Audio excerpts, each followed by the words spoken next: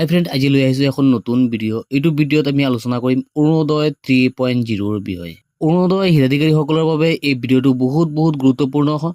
সেইবাবে ভিডিঅ'টো অলপ স্কিপ নকৰিব আৰু যদি কোনোবা ভিডিঅ'টোত নতুনকৈ আহিছে তেনেহ'লে আমাৰ চেনেলটো ছাবস্ক্ৰাইব কৰি ৰাখিব। লগতে আমি আলোচনা কৰোঁ 19 ছেপ্টেম্বৰত মুখ্যমন্ত্ৰীয়ে অৰুণোদয় 3.0ৰ শুভাৰম্ভণি কৰে দিনৰ 11টা বজাত। অৰুণোদয় 3.0ৰ বাবে কোনে আবেদন কৰিব পাৰিব, কোনে নোৱাৰিব, ডিটেইলছত আমি এইটো ভিডিঅ'ত আলোচনা কৰিম।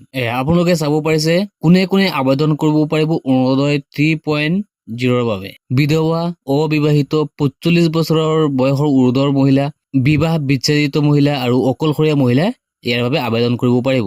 তৃতীয় লিংগ যিসকল আছে সেইসকলে আবেদন কৰিব পাৰিব। দিব্যাংগ যিসকল ব্যক্তি আছে সেইসকলেও আবেদন কৰিব পাৰিব।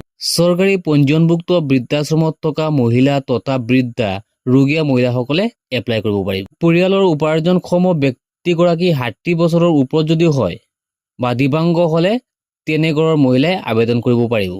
কিছুমান ডাঙৰ বেমাৰ আছে, এই বেমাৰত থকা পৰিয়ালেও এপ্লাই কৰিব পাৰিব। যেনে HIV বেমাৰত আক্ৰান্ত ৰোগী থকা পৰিয়ালৰ মহিলাসকলে আবেদন কৰিব পাৰিব। আশ্ৰয়হীন পৰিয়ালৰ মহিলাসকলে আবেদন কৰিব পাৰিব। ভিকাৰীয়ে জীৱন নিৰ্বাহ কৰা মহিলা এইসকলেও আবেদন কৰিব পাৰিব। অন্নদয়া অন্ন যোজনাৰ মহিলা হিতাধিকাৰীও আবেদন কৰিব পাৰিব। মুঠ বাৰ্ষিক উপাৰ্জন 2 লাখ টকাতকৈ কম হোৱা পৰিয়ালৰ মহিলাসকলেও আবেদন কৰিব পাৰিব। অৰুণোদয় 3.2ৰ বাবে কোনে আবেদন কৰিব নোৱাৰিব বা কোন ইয়াৰ বাবে যোগ্য নহয়। 1 নম্বৰত দিয়া আছে সাংসদ, বিধায়ক, মুখ্য কাৰ্যবাহী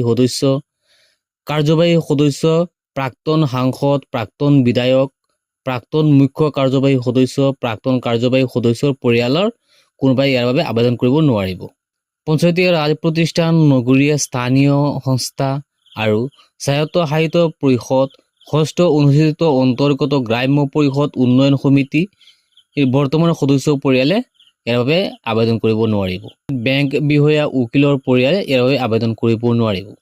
বিশ্ববিদ্যালয়, মহাবিদ্যালয়, উচ্চ মাধ্যমিক বিদ্যালয়, কনিষ্ঠ মহাবিদ্যালয়, উচ্চ মাধ্যমিক বিদ্যালয়, উচ্চ প্ৰাথমিক আৰু নিম্ন প্ৰাথমিক বিদ্যালয়ৰ শিক্ষকৰ পৰিয়ালে ইয়াৰ বাবে আবেদন কৰিব নোৱাৰিব। ঠিকাভিত্তিক আৰু অস্থায়ী শিক্ষকৰ সামৰি লোৱা হৈছে ইয়াত। অংগনবাদী কৰ্মী, মধ্যাহ্ন কৰ্মী, আশা কৰ্মী, আশা তত্ত্বাৱধায়ক তথা গাঁও প্ৰধানকে সামৰি যিকোনো চৰকাৰী নিয়মীয়া কৰ্মচাৰী, পেঞ্চনাৰ তথা ঠিকাভিত্তিক কৰ্মচাৰীৰ পৰিয়ালে ইয়াৰ বাবে আবেদন কৰিব নোৱাৰিব।